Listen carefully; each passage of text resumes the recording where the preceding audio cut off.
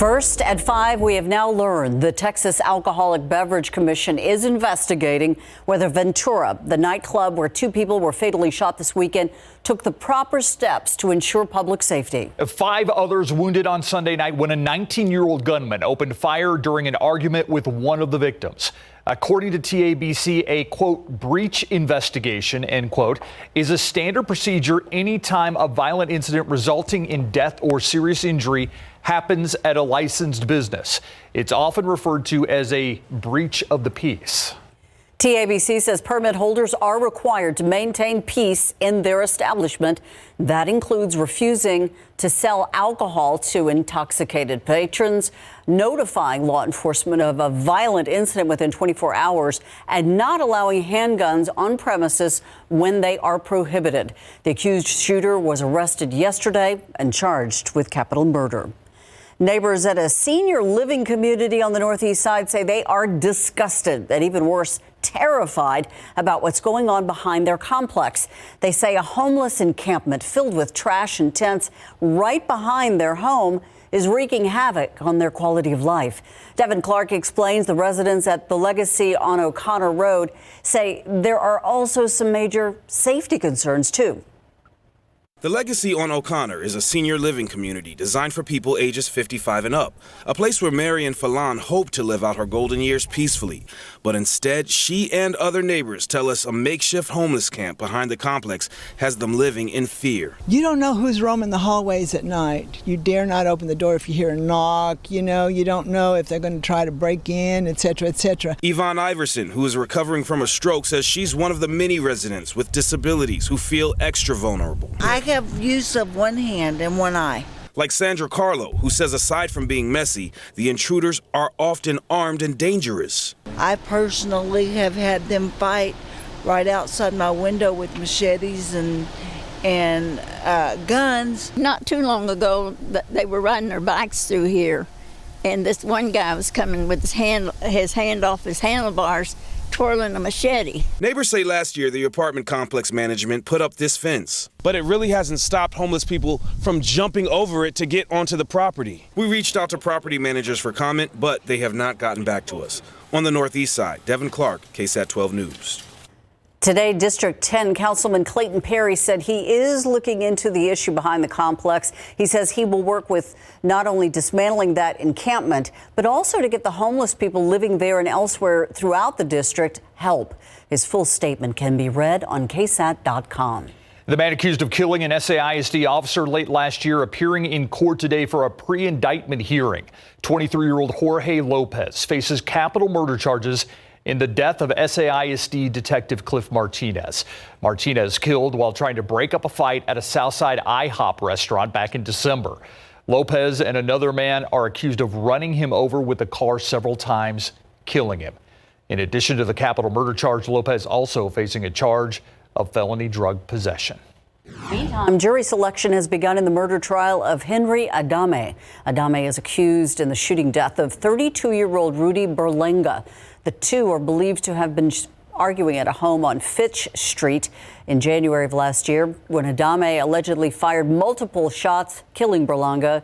Adame was arrested about a month later on a first-degree felony charge of murder.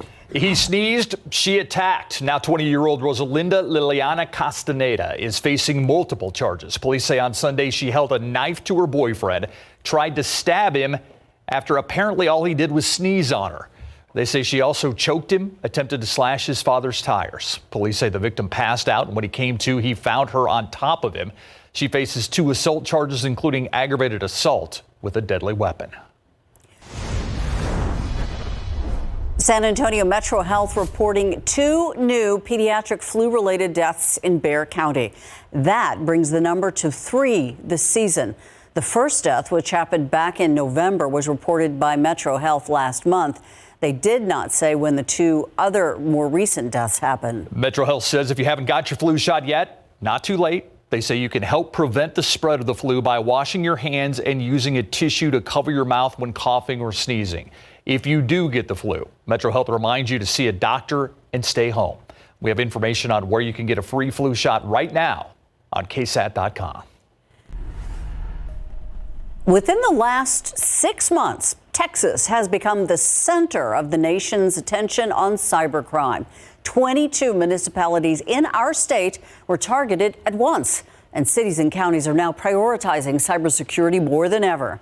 Local experts say that's because local government technology is home to widespread sensitive information. The city of San Antonio's IT director sends training videos once a month instead of once a year now, saying 95% of incidents involve human error. Somebody inside allows somebody from the outside to come in, and they may not even know it in many cases. So our real defenses are about awareness, and if you see something, say something. He recommends strong passwords that you frequently change, as well as consistent software updates. Coming up tonight at 6, Hopkins goes over the 3 main types of cyber attacks that criminals use to infiltrate municipalities. The Iowa campaign trail a little less crowded today. 4 senators running for president are in Washington for the impeachment trial of President Donald Trump. Other Democrats are seizing this opportunity to speak to the voters less than 2 weeks before the crucial caucuses. Nadia Romero is live in Washington to explain why. Well, Ursula and Steve, we're already seeing the impact of this impeachment trial. Bernie Sanders had to cancel a big rally he had scheduled for the University of Northern Iowa. Meanwhile, Pete Buttigieg had 4 town halls there. Joe Biden had 2 in the Hawkeye State. And that's what we'll likely see play out. The senators who have to be here in Washington will have to halt their rigorous campaign schedules, while the other candidates will be able to take advantage of not having as much competition on the campaign trail. So help you God. I do.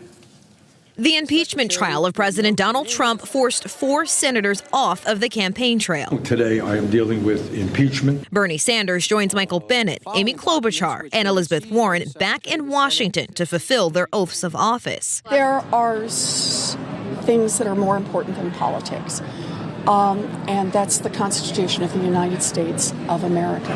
Sanders canceled a slew of events and is asking some friends to help out, tasking liberal favorite Alexandria Ocasio-Cortez to campaign in Iowa on his behalf. He's also telling supporters it's up to them to spread his message. I'm not going to be able to be here as much as I would like. So you guys are going to have to carry the ball. Other Democratic contenders are capitalizing on the less crowded field, holding campaign events and talking to voters. You all have the keys to the kingdom here in Iowa. According to a recent poll, nearly 60% of Iowa voters still haven't firmly decided who they will support. The extra face time could help move the needle. Now it's decision time in the less than 2 weeks that remain. But with the eyes of the country on Washington, the impeachment trial may ultimately benefit the senators serving as jurors. All right, so let's talk about that impeachment trial. It is going on right now and will continue until the wee hours of the morning, and it'll happen like this every day through Saturday. So Senate Majority Leader Mitch McConnell, who's in charge here, he had 2 big concessions today. He will allow opening arguments to last for 3 days instead of just 2, and he will also allow for the House to present evidence. The big question is on whether or not we will hear from witnesses in this Senate impeachment trial. That will likely take a vote, meaning Democrats will have to get some Senate Republicans to come on their side and vote for witnesses, and that won't likely happen for another couple of days. Live from Washington, I'm Nadia Romero. Steve, back to you. Nadia, live in Washington. Thank you. And live here in San Antonio, the clouds are rolling into town, and that's going to lead to some areas of rain. But we did have another seasonable day today. Temperatures in the lower 60s for the most part. Some locations still in the upper 50s. And that's what our weather watchers are reporting right now. Del Rio, Warren's backyard, 58 degrees. We're 59 in Lakey and closer to 60 in and around Bexar County. Floresville, 64, but Universal City, 62, and Bernie at 59. So let's talk about the rest of this evening. A-OK outdoors, just increasing clouds and a noticeable southeasterly breeze. Temperatures falling through the 50s. Notice by midnight, that's when the rain should start developing and moving closer to San Antonio. We're going to talk more about this. Time your day out tomorrow. Let you know how much rain's likely to fall and who should get the most. Coming right up, Ursula. Thank you, Adam. Now to growing concerns over the potentially deadly coronavirus. It's from China. Today we learned the virus has spread to the U.S. the first patient being treated in Washington state. As ABC's Romina Puga explains, health officials believe the risk to the American public, though, remains low. The CDC confirmed the first case of the coronavirus in the U.S. A man in his 30s identified in Washington state. He's in good condition, currently hospitalized for short-term monitoring and not due to severe illness. The virus originated in Wuhan, China last month and spread into 3 neighboring countries and now the U.S. Health officials set up checkpoints at U.S. airports LAX, San Francisco, and New York's Kennedy Airport, and today announced it will add Chicago's O'Hare and Atlanta's airport to check the temperatures of passengers arriving from Wuhan, looking for symptoms that mimic the common cold, flu, or pneumonia. The patient from the Seattle area traveled from Wuhan before the screenings were set up and without symptoms. Late Monday, health officials confirmed fears that the virus can spread from human to human, but it's unclear how easily. In one case, all 14 medical workers who were treating one patient in China contracted the virus, bringing up the possibility of a super spreader like SARS or severe acute respiratory syndrome. That's one person who can literally infect hundreds or thousands of people. At least 6 people have died from the coronavirus in China so far. The CDC has been proactively preparing for the introduction of the virus in the U.S., alerting clinicians weeks ago to be on the lookout for patients with respiratory symptoms and a history of travel to Wuhan. They're sharing diagnostic tests and rerouting flights from Wuhan to airports with active screenings. Romina Puga, ABC News, Los Angeles.